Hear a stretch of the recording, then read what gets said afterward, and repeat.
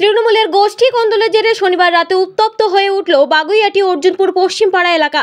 দফায় দফায় সংঘর্ষ, ইট বৃষ্টি। এই ঘটনায় আহত হয় বেশ কয়েকজন। ঘটনাস্থলে পুলিশ আসলে খানিকটা প্রশমিত হয়। পুনরায় এলাকা বিদ্যুৎ বিচ্ছিন্ন করে দিয়ে সংঘর্ষ বাধে। এরপরেই সঞ্জীব দাস ওরফে পটলা ইটের আঘাতে আহত হয়। তারপরেই তাকে টেনে নিয়ে এসে রাস্তায় ফেলে রড, লাঠি দিয়ে, ইট দিয়ে মাথায় আঘাত করা হয়। এরপরে তাকে রক্তাক্ত অবস্থায় স্থানীয়রা আরজিকর হাসপাতালে নিয়ে গেলে চিকিৎসকরা মৃত বলে ঘোষণা করে। এরপরেই জনা সৃষ্টি হয়। ঘটনাস্থলে বাগুইআটি থানার বিশাল পুলিশ বাহিনী উপস্থিত হয়। পুলিশকে ঘিরে ধরে বিক্ষোভ দেখায় স্থানীয়রা। পরবর্তী সময়ে পরিস্থিতি আরো জটিল হলে পুলিশকে র‍্যাব নামাতে হয়। এরপরে পুলিশি আশ্বাসে উত্তেজনা প্রশমিত হয়। ঘটনাস্থলে পুলিশ পিকেট বসানো হয়। দেখুন বিস্তারিত। তো তারা গিয়ে আমার বাবাকে ডাকে যে দেখুন আমার বাবা মাকে ধরে মারছে, মেয়ে ছেলেদের গায়ে হাত ধুচ্ছে, একটু কাকু তাড়াতাড়ি আসো। তো আমার বাবা সেই মুহূর্তে তাড়াতাড়ি যেই অবস্থা থাকে দৌড়ে চলে আসে। আমি আর আমার মা পেছন পেছন দৌড়ে সেইভাবে চলে আসি। হঠাৎ করে কিছু ছেলে, এখানে 20টার মতো ছেলে এসে এখান দিয়ে, এই যে দেখুন নিচে সব পড়ে আছে, ইট ফিট ছুটতে ছুটতে অত দূর অব্দি গেছে। আমরা যেহেতু পেছনে মহিলারা আসছিলাম, তাই দৌড়ে দৌড়ে ওরা সেটা থেকে পালিয়ে যায়। তখনই এমন ভাবে আদলা ইট ছড়ে যে আমার বাবার এখানে হাত ফুটো হয়ে যায়, পা দিয়ে গল গল করে রক্ত বেরোতে শুরু করে। তখনই বলেছিলাম মেডিকেল করায়নি। তখন আমি থানার বড়বাবুকে ফোন করেছিলাম। 3বার ফোন করার পর ধরেছিলেন উনি, ধরে বলেন ঠিক আছে আমি লোক পাঠাচ্ছি।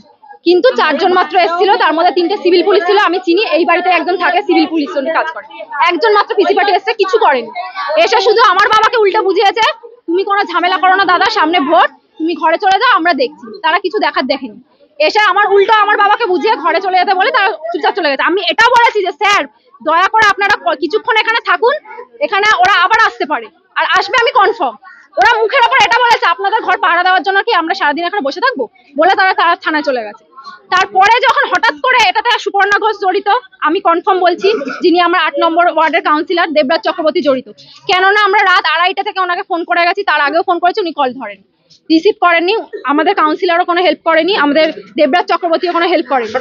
তারপরে যখন রাত কিছুক্ষণ হওয়ার পর হঠাৎ করে, নাহলে ওরা সিসি লাইন কি করে অফ করতে পারে? যেখান থেকে ঝামেলা হচ্ছে, 4 রাস্তার মধ্যে থেকে ঝামেলা হয়েছে, আমাদের বাড়ি অব্দি লাইন অফ ছিল। আর পুরো পাকি পাড়ার সবার কারেন্ট ছিল, সবার বাড়িতে কারেন্ট ছিল। শুধুমাত্র 4 রাস্তার মধ্যে থেকে আমাদের বাড়ির অব্দি কারেন্ট, পুরো পাড়ার অফ ছিল, সবার বাড়ির কারেন্ট অফ ছিল। সবার বাড়ির কারেন্ট অফ ছিল বলে আমরা রাস্তায় বসে হাওয়া খাচ্ছিলাম। হঠাৎ করে সেই অন্ধকার মুহূর্তে পেছন দিয়ে কিছু জন ঢোকে, 30-40 জন ঢুকে প্রথমে আমাদের ঘরের জানলা ভাঙে, ওখানে কাজগুলো পড়েছিল, পুলিশরা সেটা প্রমাণ এসে লুট করে দিয়েছে। কিছুক্ষণ আগে এসে ঝাড়ফাট দিয়ে সব কাজ নিয়ে চলে গেছে, প্রমাণপত্র। যাই হোক, এসে সেটা দেখলাম। তো ওখানে জানলা ভাঙা হয়েছে, আমাদের বাড়িতে দরজায় লাথি মারা হয়েছে। বোন ঘরে একা ছিল, সেই জন্য আমরা ভয় পেয়ে শুধুমাত্র আমি, মা আর বাবা ছিলাম ওখানে বসে, আমরা 3 জনই দৌড় মারি, বোনকে যেহেতু ঘরে একা আছে। সেই সময় উল্টো ওরা ওদিক দিয়ে আসে, এসে অ্যাটাক করে। প্রত্যেকের হাতে ছিল দা, প্রত্যেকের হাতে চাপড় ছিল, প্রত্যেকের হাতে রড ছিল, প্রত্যেকের হাতে কাঁচের বোতল ছিল, আর আমাদের হাতে কিচ্ছু ছিল না। কারণ আমরা জানতাম না, প্রস্তুতি নিয়ে নিজে আমাদের হঠাৎ করে এসে ঝামেলা করবে।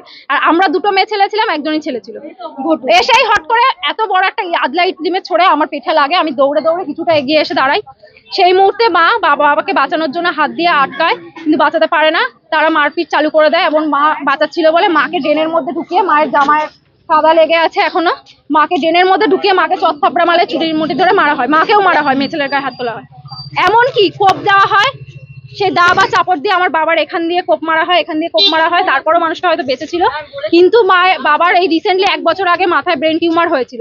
সেই ব্যথা জায়গাতেই বারবার রড দিয়ে গুতিয়ে গুতিয়ে জায়গাটা ফুটো করা হয়, করে তাকে ড্রেনের মধ্যে ছুঁড়ে ফেলে দিয়ে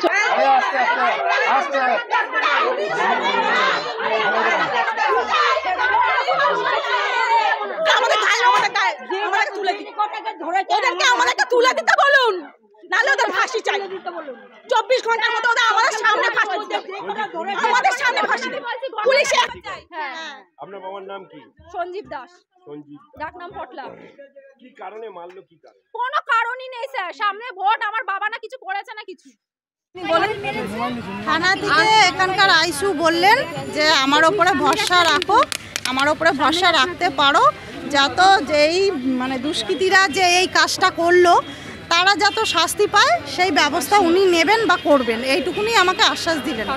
কিন্তু কতটা কি করবেন থানা, আমি থানায় আমার বড় মেয়ে যখন এই গন্ডগোলটা হয়, দুষ্কৃতীরা যখন পাড়ায় ঢোকে, তখন থানায় অনেকবার ফোন করা হয়েছে, বড়বাবুকে পর্যন্ত ফোন করা হয়েছে, কিন্তু আমাদের এলাকায় কোনো পুলিশ পাঠানো হয়নি। এখন যেহেতু মানুষটা নেই, এখন আশ্বাস আমাকে দেওয়া হচ্ছে যত দুষ্কৃতীদের প্রতি ব্যবস্থা নেওয়া হবে। এখন কতটা কি নেওয়া হবে সেটা আমি জানি না, এখনো বলতে পারছি না।